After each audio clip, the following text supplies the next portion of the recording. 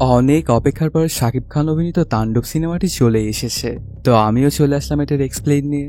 এই সিনেমাটিতে শাকিব খান ছাড়াও তোমরা ক্যামিও হিসেবে দেখতে পাবে সিয়াম আহমেদ ও আফরান নিশোকে। সিনেমাটি এখন পর্যন্ত কোনোরকম কোনো অনলাইন প্ল্যাটফর্মে আসেনি, এজন্য অনেকের অনুরোধে হলে গিয়ে সিনেমাটা দেখে এসে বসে পড়লাম এক্সপ্লেইন করতে। যেহেতু ট্রেইলার দিয়ে এক্সপ্লেইনটা করছি, তো সবসময় কথার সাথে সিনের মিল নাও থাকতে পারে। তোমরা দয়া করে এই ব্যাপারটা ক্ষমাসুন্দর দৃষ্টিতে দেখবে। আর তাণ্ডবের জোয়ারে গা ভাসাতে তোমাকে অবশ্যই প্রেক্ষাগৃহে যেতেই হবে, কারণ এই 15-20 মিনিটে তোর পুরো সিনেমাটা কোনোভাবেই দেখানো পসিবল হয়ে ওঠে না। আমি হয়তো বা গল্পটা সম্পর্কে তোমাদেরকে মোটামুটি ধারণা দিতে পারবো। এই জন্য তোমাকে তাণ্ডবের আসল মজা পেতে হলে অবশ্যই হলে গিয়ে দেখতে হবে সিনেমাটা। এত কষ্ট করে হলে গিয়ে সিনেমাটা দেখে তোমাদের জন্য সিনেমার গল্প নিয়ে এসেছি, তো প্লিজ একটা লাইক করে দিও। সাথে কে কোন হলে গিয়ে সিনেমাটা দেখছো বা দেখবে সেটা অবশ্যই কমেন্টে জানিও। কিন্তু কোনো স্পয়লার না দিয়ে একটা লাইক দিয়ে চলো তাহলে গল্পের গভীরে ঢুকে পড়া যাক।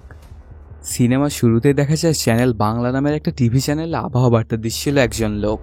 তিনি বলতে থাকে যে দেশের আবহাওয়া খুবই ভালো, আকাশে কোনো রকম কোনো মেঘই নেই, আর নেই বা কোনো বৃষ্টিপাত বা ঝড়ের আশঙ্কা। পুরো দেশে কোনো রকম কোনো বিপদ সংকেতই দেওয়া হয়নি। আবহাওয়া বার্তা শেষ হলেই সেখানে এসে উপস্থিত হন মন্ত্রী মাহতাব হোসেন। এখানে পুরো দেশের বিভিন্ন আশা বিষয় নিয়ে একটা টক শো হবে ওনার। কিছুক্ষণের মধ্যে শুরু হয়ে যায় সেই টক শো। হোস্ট বিভিন্ন প্রশ্ন করছেন আর সেটার ঠিক উত্তর দিচ্ছিলেন মন্ত্রী মশাই। খুব সুন্দরভাবে চলছিল প্রোগ্রামটা। অন্যদিকে দেখা যায় একটা বাসে অনেক কজন কোথাও একটা যাচ্ছিল, আর সবারই পরনে ছিল মাঙ্কি মাস্ক। ওরা এমন মাস্ক পরে আসে কেন, আর ওরা যাচ্ছেই বা কোথায়? কিছুক্ষণের মধ্যে মিনি বাসটা চলে আসে চ্যানেল বাংলার হেড অফিসে, যে জায়গাটায় মন্ত্রীর সাক্ষাৎকার হচ্ছিল। আস্তে আস্তে সবাই বাসে থেকে নামতে শুরু করে, সবার হাতে একটা করে বন্দুক। এভাবে তো মানুষ ব্যাংক ডাকাতি করতে যায়, তবে এরা টিভি চ্যানেলে কেন, সেটা একটু ভেতরের দিকে গিয়ে জানতে পারা যাবে। চ্যানেল বাংলায় যত সিকিউরিটি আসে সবাইকে চোখের পলকে ধর্ষাই করে ফেলে মাঙ্কি মাস্করা। তারপর চলে আসে সেই রুমটায় যেখানে মন্ত্রীর শোটা হচ্ছিল। মাঙ্কি মাস্ক পরে এদের সবাইকে এভাবে আচমকাই আসতে দেখে সেই রুমে থাকা সবাই ভয়ে কেঁপে ওঠে। আর ভয় পাবেই না কেন, এমন অদ্ভুত মাস্ক পরা সব লোকজন, তাও আবার হাতে বন্দুক। সেখানে এসেই একজন উড়াধরার নাচানাচি করতে শুরু করে। আসলে এখানে কি হচ্ছিল কেউই বুঝে উঠতে পারছিল না। তখন মন্ত্রী খানিকটা চটে যায় ওর ওপর, সাথে এটা ওটা বলতে শুরু করে, আমি কে তুই জানিস, আর তুই এখানে এসে এইসব কেন করছিস? এর জন্য তোর কি হতে পারে, তোর কি কোনো ধারণা আছে? এই ব্যাপারটা অনেক রেগে যায় ওই লোকটা, গুলি করে দেয় মন্ত্রীকে। সাথে সাথে মন্ত্রী মাটিতে লুটিয়ে পড়ে। ওই সময়টাতে টিভি চ্যানেলের ক্যামেরা কিন্তু লাইভই ছিল, তো মাঙ্কি মাস্ক পরার কার্যক্রম গোটা দেশের মানুষই দেখে ফেলে। তারপর আস্তে আস্তে ক্যামেরার সামনে যায় লোকটা, কিছুক্ষণ আনশান করে তারপর মাস্কটা খোলে। ওর নাম স্বাধীন। ওর ভাবসাব দেখে মনে হচ্ছিল সে একদম পুরো লেভেলের সাইকো। অন্যদিকে দেখা যায় চ্যানেল বাংলার হেড অফিসে অ্যাটাক হয়েছে, আর সেখানে মন্ত্রীও রয়েছে, সাথে সিভিলিয়ান তো আছেই। এই জন্য 1 মিনিটও দেরি না করে সাথে সাথে সেই চ্যানেলের সামনে সোয়াট টিম ও মিডিয়া দিয়ে ভরে যায়। কেউ কিছুই বুঝে উঠতে পারছিল না যে হচ্ছেটা কি ভেতরে। সোয়াট টিম অ্যাকশনে নামার জন্য প্রস্তুত, তবে মন্ত্রী আর সিভিলিয়ানের কথা চিন্তা করে কিছুই করতে পারছিল না ওরা। এই ব্যাপারগুলোতে পুরো দেশ যেন উত্তাল হয়ে যায়। স্বরাষ্ট্রমন্ত্রী সহ অনেকেই পাগল প্রায় হয়ে যায়। কি করবে ওরা কিছুই বুঝে উঠতে পারছিল না। ঠিক তখনই চ্যানেল বাংলার মালিক ফয়েজ করিম বলে ওঠে, স্যার, আমাদের একজন সাংবাদিক রয়েছে, তাকে দিয়ে নেগোসিয়েশনটা করানো যেতে পারে। এইসব কাজে সে খুবই পারদর্শী আর অনেক সৎ সে। ওর মুখে এসব কথা শুনে স্বরাষ্ট্রমন্ত্রীকে কল দিতে বলে। তখন ফয়েজ জানা, ম্যাম, একটু সমস্যা আছে এখানে, আমি ফোন দিলে সে আসবে না, যদি আপনি কল দেন তবে অবশ্যই সে আসবে। তারপরই স্বরাষ্ট্র মন্ত্রণালয় থেকে কল করা হয় ওই সাংবাদিকটাকে। ওনার নাম সায়রা। এই বয়সেও তিনি অনেকটাই ফিট। এই বিশাল বড় ফ্ল্যাটটায় উনি আর ওনার মাই থাকেন। স্বরাষ্ট্র মন্ত্রণালয়ের কল পেয়ে সেখানের উদ্দেশ্যে বেরোচ্ছিল সায়রা। তখন মা ওকে আটকায় আর বলে, জানিস না বাইরে কি অবস্থা চলছে এখন, এর মধ্যে তোর কেন বাইরে যেতে হবে? তবুও সায়রা বলে যে স্বরাষ্ট্র মন্ত্রণালয় থেকে কল এসেছে মা। এটা বলেই বেরিয়ে যায় বাড়ি থেকে। কিছুক্ষণের মধ্যে এসে পৌঁছে চ্যানেল বাংলার অফিসের বাইরে করা সোয়াটের তাঁবুতে। সেখানে আসতে সবকিছু খোলামেলা করে জানানো হয় সায়রাকে। সাথে এটাও জানানো হয় যে সায়রাকেই ভেতরে যেতে হবে ওদের সাথে নেগোসিয়েশন করার জন্য। অন্য কোনো উপায় না থাকায় সায়রাও রাজি হয়ে যায় যাওয়ার জন্য।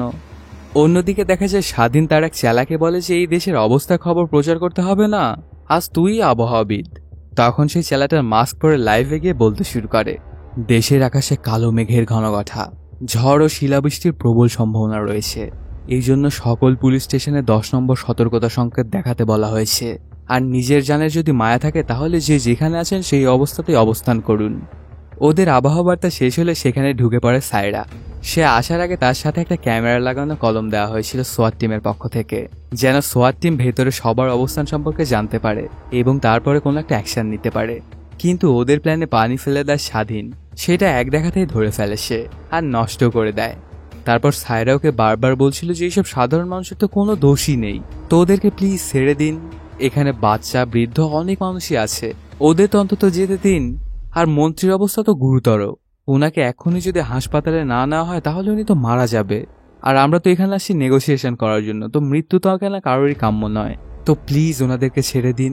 তবে স্বাধীন কিছুতেই মানে না, আরও অনেক রাগান্বিত হয়ে সায়রার গলাটাই টিপে ধরে। ঠিক তখনই বাইরে থেকে সোয়াট টিমের লিডার নাইম মাইক দিয়ে শেষ সতর্কতা বার্তা দেয়, 5 মিনিটের মধ্যে মন্ত্রীকে যদি না ছাড়া হয় তাহলে কিন্তু আমরা অ্যাকশন নিতে বাধ্য হব। এটা শুনেই লাইভে আসে স্বাধীন, আমি মন্ত্রীকেও ছেড়ে দেব, সাথে সকল মানুষদেরকেও, তবে আমার একটা শর্ত আছে, এই সবার জীবনের বদলে 3 জনকে ভেতরে আসতে হবে, ধর্মমন্ত্রী মোলায়েম চৌধুরী, আইনজীবী জমশেদ, আর চ্যানেল বাংলার মালিক ফয়েজ করিম, আর সাথে সায়রা তো থাকবেনই। ওনাদের পাঠানোর সাথে সাথেই বাকি সবাইকে ছেড়ে দেব, আমি কথা দিলাম। স্বাধীনের মুখে এমন কথা শুনে উপর থেকে চাপ আসতে শুরু করে ওদের ভেতরে যাওয়ার জন্য। প্রথমে তো কেউই ভেতরে যেতে চাইছিল না, তারপরে অন্য কোনো উপায় না থাকে ওদেরকে ভেতরে যেতেই হয়। এখন কথা হচ্ছে এরা 3 জনই কেন? স্বাধীনের সাথে কি ওদের আগের কোনো যোগসূত্র রয়েছে? সেটা একটু সামনের দিকে গিয়েই জানা যাবে। ওরা 3 জন ভেতরে যাওয়ার সাথে সাথেই বাকি সবাইকেই ছেড়ে দেওয়া হয়। ওরা নেগোসিয়েশন করতে চাইলে স্বাধীন জানায় এভাবে না, আমরা সবাই লাইভে যাব, আর আমাদের হোস্ট থাকবে সায়রা, যা কথা হবে সেখানেই হবে, যা জানা সেটা গোটা দেশের মানুষই জানবে।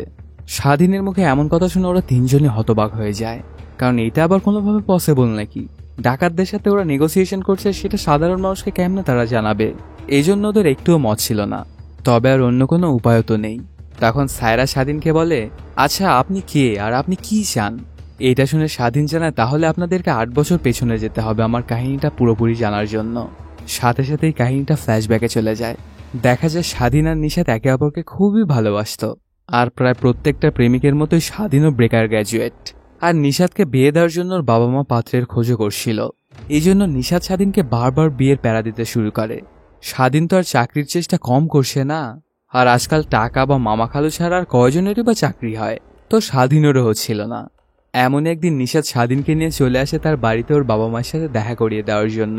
তখন নিশাতের বাবা বলে, তোমরা একে অপরকে ভালোবাসো, এটা ভালো কথা, তবে চাকরি ছাড়া তো আমি আমার মেয়েকে তোমার হাতে কোনোভাবেই তুলে দিতে পারি না, কারণ তোমার তো কোনো ভবিষ্যৎ নেই, তো তুমি আমার থেকে সময় নাও, তোমার কতদিন সময় লাগবে একটা চাকরি জোগাড় করতে? স্বাধীন বলে 2 মাস হলে চলবে আঙ্কেল। সাথে সাথেই 2 মাস ওকে সময় দিয়ে দেয় নিশাতের বাবা। সেখান থেকে সোজা বাড়িতে চলে আসে স্বাধীন, আর অনেক চেষ্টা করতে থাকে চাকরি খোঁজার জন্য। অনেক কাঠখড়ি ফোরানোর পরেও কোনোভাবেই হচ্ছিল না ওর চাকরিটা। এভাবেই কেটে যায় 1 মাস। তখন স্বাধীন তার বাবাকে গিয়ে বলে, বাবা হয় টাকা দাও, না হলে কোথাও একটু রিকমেন্ড করে দাও, আজকাল জানোই তো যে চাকরির বাজারে কি অবস্থা, হয়তোবা টাকা প্রয়োজন, না হলে কোনো রিকমেন্ডেশন, মেধা দিয়ে আর কয়জনের চাকরি হয়। কিন্তু ওর বাবা একজন সৎ হেডমাস্টার, তিনি কোনোটাই দিতে চায় না, না উনি ঘুষ পছন্দ করেন আর নাই বা রিকমেন্ডেশন। এই ব্যাপারটাতে বাবার সাথে খানিকটা রাগারাগি হয় স্বাধীনের, তবে রাতের বেলাতে আবার সবকিছু ঠিকঠাক হয়ে যায়। তখন স্বাধীন ডিসাইড করে যে সে ঢাকায় যাবে, এই জন্য পরদিনই ঢাকার উদ্দেশ্যে রওনা হয়ে যায় স্বাধীন। কয়েক ঘন্টার জার্নি শেষে চলে আসে ঢাকাতে এবং একটা ম্যাচে গিয়ে ওঠে। পরদিন থেকে শুরু করে দেয় ইন্টারভিউ দিতে। একটার পর একটা ইন্টারভিউ দিয়েই যাচ্ছিল, কিন্তু কোনোটাতেই চাকরি হচ্ছিল না ওর। এমন একদিন সন্ধ্যার সময় পড়াশোনা করতে থাকলে ওর কাছে একটা মেইল চলে আসে, একটা চাকরি হয়ে গেছে ওর। এতে স্বাধীন তো মহা খুশি। সাথে সাথে নিশা তো বাবাকে কল দিয়ে খুশির খবরটা জানায় স্বাধীন। এবার তাহলে ওদের বিয়েটা খুব সুন্দরভাবেই হয়ে যাবে, আর কোনো রকম কোনো বাধাই থাকলো না। পরদিন সকালবেলাতেই স্বাধীন গোছগাছ করে চলে আসে অফিসে জয়েন করার জন্য, কিন্তু সেখানে এসেই খেয়ে যায় বড় মাপের একটা ঝাটকা। ওর বস জানায়, আমরা দুঃখিত, ভুলে তোমার কাছে মেইলটা চলে গেছে, আসলে চাকরিটা হয়েছে অন্যজনের, এটার জন্য আমরা খুবই দুঃখিত। এই ব্যাপারটা শুনে তো স্বাধীনের যেন দুনিয়ায় উলটপালট হয়ে যায়। বসকে অনেক করে রিকোয়েস্ট করলেও কোনো লাভ হয় না।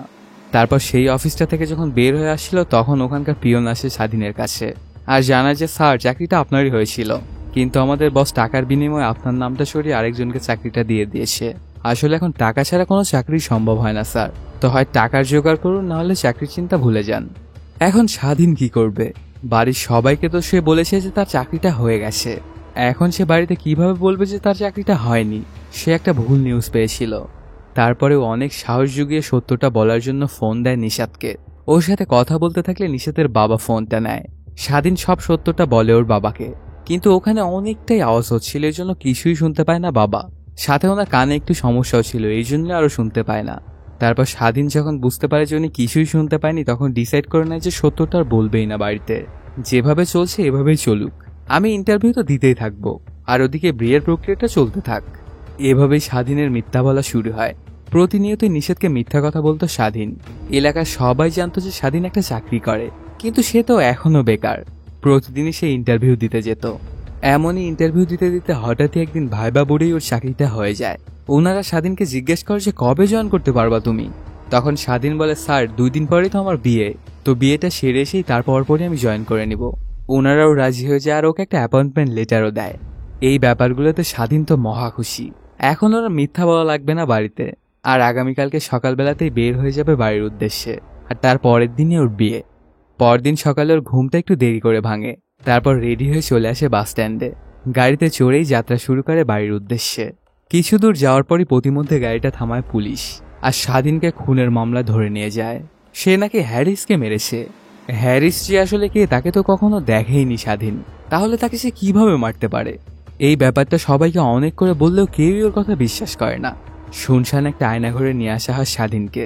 শুরু হয় ওর ওপর বেদম পিটনা দেওয়া। ঘন্টার পর ঘন্টা ওকে মারতো, আর কথা একটাই, তুই স্বীকার করে নিয়ে যে খুনটা তুই করেছিস। অন্যদিকে দেখা যায় বিয়ের কোণে সেজে বসেছিল নিশাত, কিন্তু স্বাধীনের কোনো খোঁজখবরই নেই। এক পর্যায়ে জানাজানি হয়ে যায় সেখানে যে স্বাধীন খুন করে পালিয়েছে। এই ব্যাপারটা শুনে নিশাতের মাথায় যেন আকাশ ভেঙে পড়ে। কি করবে সে কিছুই বুঝে উঠতে পারছিল না। এতদিনের সম্পর্কের পর ওদের বিয়েটা হচ্ছিল, কিন্তু আজকে তাও হবে না। আসলে স্বাধীনকে পুলিশ ধরেছিল ঠিকই, তবে সেটা ফাইল করা হয়নি। তার মানে এটাই দাঁড়াচ্ছে যে স্বাধীনকে বেআইনিভাবে ধরা হয়েছিল। ওকে অনেক মারধর করার পরও ও স্বীকার করে না যে সে খুনটা করেছে। তখন শফিউদ্দিন নামের একটা অফিসার ওকে একটা ভিডিও দেখায়, তোর বাপকে আমরা মেরে দিয়েছি, আর তুই খুন করে পালিয়েছিস সেটা শুনে তোর প্রেমিকাও নিজে নিজেই মারা গেছে। তুই যদি স্বীকার না করিস তবে ওদের লাশও তুই দেখতে পাবি না। এই ব্যাপারগুলো শুনে 440 ভোল্টের ঝাটকা খায় স্বাধীন, আর ওর মাথার যেন সব তারই ছিঁড়ে যায়। তারপর শুরু করে দেয় তাণ্ডব লীলা। একে একে সেখানে থাকা সব পুলিশদেরকে মারতে শুরু করে। ওদেরকে একদম কুত্তা মারা মারছিল স্বাধীন। চোখের পলকেই সবাইকেই মেরে ফেলে। ওকে দেখে এমনটা মনে হচ্ছিল যেন সে মানুষ নয়, পাখি মারছে। সবাইকে মারার পর সাইফুদ্দিনের মাথা তো কেটে হাতে করে নানছিল। তারপর সেই আয়নাঘরে থাকা সবাইকে মুক্ত করে দেয়। এটুকু বলেই থামে স্বাধীন। আর ধর্মমন্ত্রী, আইনজীবী আর চ্যানেলের মালিকের দিকে আঙ্গুল তুলে বলে যে আমার এই অবস্থার জন্য এরা 3 জনই দায়ী।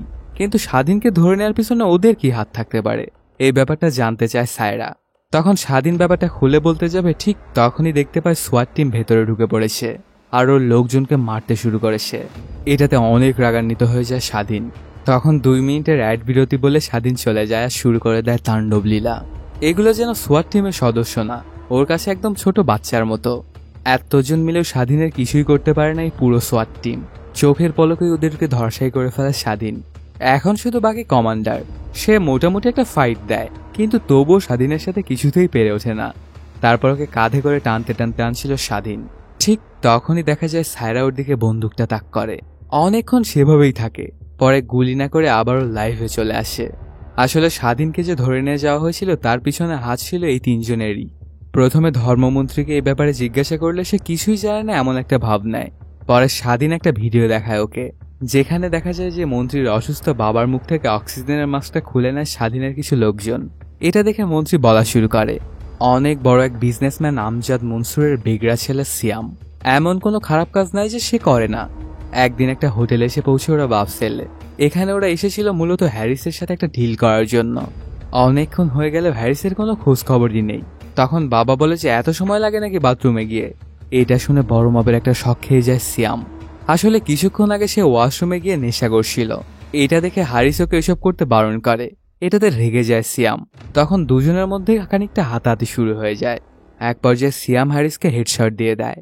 সে জানতোই না যে ওরা যার সাথে মিটিং করতে এসেছে এই সে। আসলে হারিস অনেক পাওয়ারফুল একজন ব্যক্তি। এতে বাবা তো খুব চিন্তায় পড়ে যায়। ওর ছেলে যে মেরেছে হ্যারিসকে এটা যদি জানতে পারে তবে অনেক বাজে কিছু ঘটতে পারে ওর সাথে। ঠিক এই জন্যই আমজাদ রাত্রেবেলাতেই দেখা করতে আসে মন্ত্রী, আইনজীবী ও চ্যানেল বাংলার মালিকের সাথে। তখন মন্ত্রীকে ব্যাপারটা সামলে নিতে বলে আমজাদ। মন্ত্রীও ঠিক তেমনটাই করতে চায়, তবে এর জন্য ওদের 3 জনকে 500 কোটি টাকা করে দিতে হবে। প্রথমে আমজাদ দিতে না চাইলেও পরে রাজি হয়ে যায়। আর ঠিক এই কারণে এই কেসটাতে ফাঁসানোর জন্য ধরা হয়েছিল স্বাধীনকে। হারিসের মৃত্যুর সকল প্রমাণ গায়েব করে দেয় ওরা তিনজন মিলে। আর চ্যানেল বাংলাতে সব মিথ্যাচার প্রচার করতে থাকে এর মালিক। ওই সময় সায়রা বাংলা চ্যানেলেই কাজ করত, তবে সে ছিল অনেক সত্যবাদী, এই জন্য এগুলোর প্রতিবাদ করে সে। আসলে সায়রা সবসময় মিথ্যের বিপরীতেই দাঁড়াতো। এর জন্য মালিকের সাথে অনেক কথা কাটাকাটি হওয়ার পরে এই চ্যানেলটাই ছেড়ে দেয় একসময় সায়রা। ওর এমন কার্যকলাপে ওরা তিনজন বুঝে গিয়েছিল যে সায়রা হয়তোবা সত্যটা ফাঁস করে দিবে। এই জন্য ওর ভাইকে উঠিয়ে নেয় ওরা, যেন সায়রা মুখ খুলতে না পারে। যদিও সায়রা হ্যারিসের মারা যাওয়ার সম্পর্কে আসল সত্যটা জানতো না। জনসম্মুখে সবকিছুই স্বীকার করে নেয় মন্ত্রী। পুরো দেশের মানুষ তো স্বাধীনের পক্ষেই হয়ে যায়। এবার ওদের তিনজনকে বেঁধে পুলিশের কাছে সোপর্দ করা হয়। সাথে কিছু সিভিলিয়ান বাকি ছিল বের হতে। ওদের সাথে বের করে দেয় স্বাধীনের সাথে কাজ করা অন্য সকল মেম্বারদেরকেও। তবে বিল্ডিং এর মধ্যে থেকে যায় সায়রা ও স্বাধীন। আসলে সায়রার স্বাধীন হাত মিলিয়েছিল অনেক আগেই। যখন সায়রার ভাইকে তুলে নিয়ে যাওয়া হয় তখন সায়রা তো পাগল প্রায় হয়ে গিয়েছিল, কারণ তার সত্যবাদিতার জন্য এই ফল ভোগ করতে হচ্ছে ওর ছোট ভাইকে। আর সে ছিল ওর অনেক আদরের ছোট ভাই, এই জন্য কিছুতেই মেনে নিতে পারছিল না সায়রা। কিছুদিন পর একদিন স্বাধীন ওর সাথে দেখা করতে আসে আর জানায় তোমার ভাইকে আমাদের সাথেই রেখেছিল ওরা, কিন্তু একদিন হঠাৎ করে ওকে মেরে দেয়। এই কথাটা শোনা মাত্রই সায়রার পায়ের নিচ থেকে যেন মাটি সরে যায়। কি করবে সে কিছুই বুঝে উঠতে পারছিল না। সায়রা বারবার ভাবতে থাকে যে ওর জন্য ওর ছোট ভাইটা আজকে মারা গেল। তখন স্বাধীন তার প্ল্যানটা সম্পর্কে বলে সায়রাকে। এগুলো শুনে সায়রাও রাজি হয়ে যায় ওকে সাহায্য করার জন্য। এই জন্যই চ্যানেলের বিল্ডিং এবং সিকিউরিটি সম্পর্কে সবকিছুই জানায় স্বাধীনকে। সাথে ওই বিল্ডিংটা একটা ব্লু প্রিন্টও দেয়।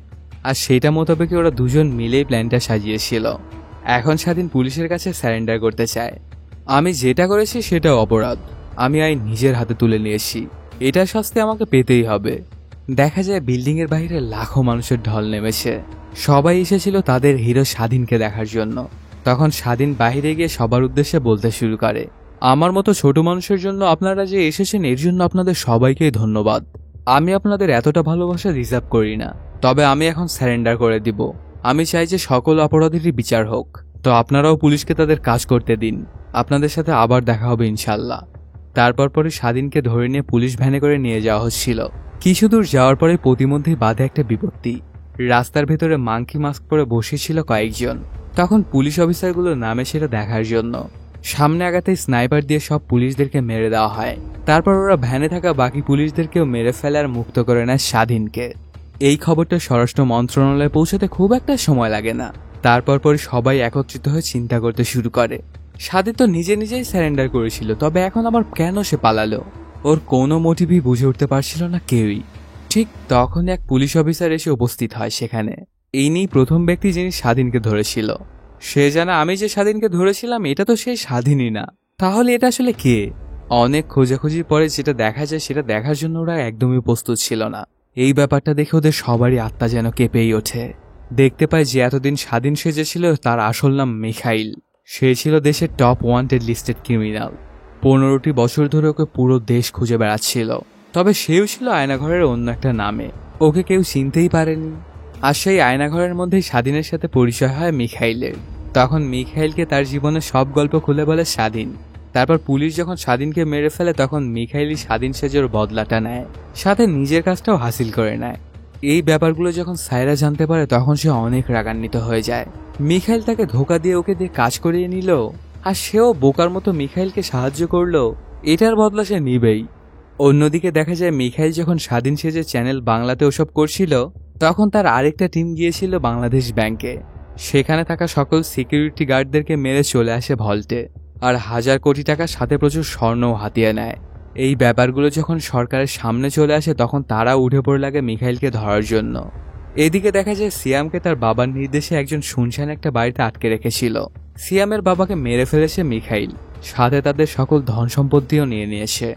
এই জন্য ওই লোকটা চলে আসে সেই বাড়িটাতে আর সিয়ামকে মুক্ত করে দেয়। সাথে সাথে সিয়াম ওই লোকটাকেই মেরে দেয়। ওকে দেখে এমনটা মনে হচ্ছিল যেন একদম শয়তান চলে এসেছে। মিখাইল ওর সাথে যা করেছে এর উপরে চরম প্রতিশোধ নেওয়ার পণ করে বসে সে। অন্যদিকে দেখা যায় একটা ওয়্যার হাউসে অনেকগুলো সন্ত্রাসী একত্রিত হয়েছে।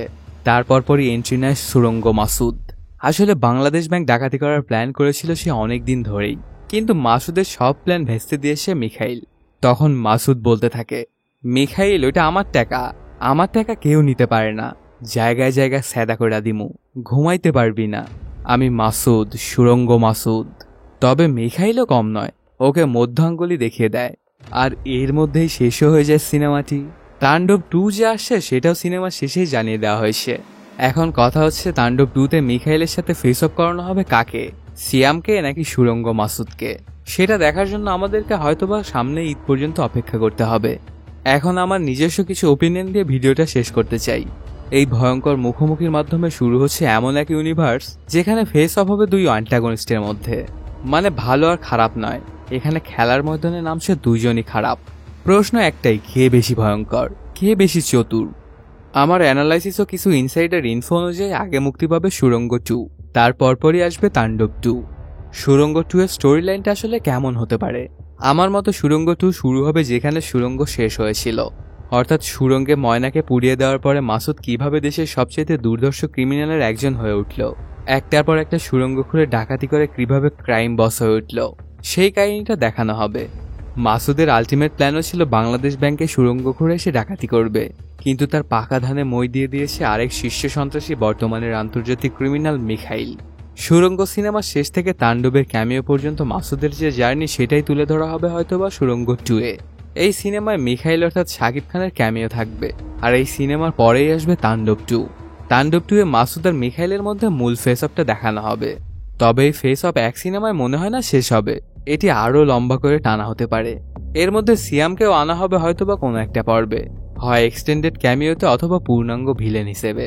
তবে গল্পের ডিমান্ড অনুযায়ী এই ইউনিভার্সের মূল ফেস অফটা হবে সাকিব ও নিশোর মধ্যে, অর্থাৎ মিখাইল ও মাসুদের মধ্যে হবে আলটিমেট ব্যাটেল।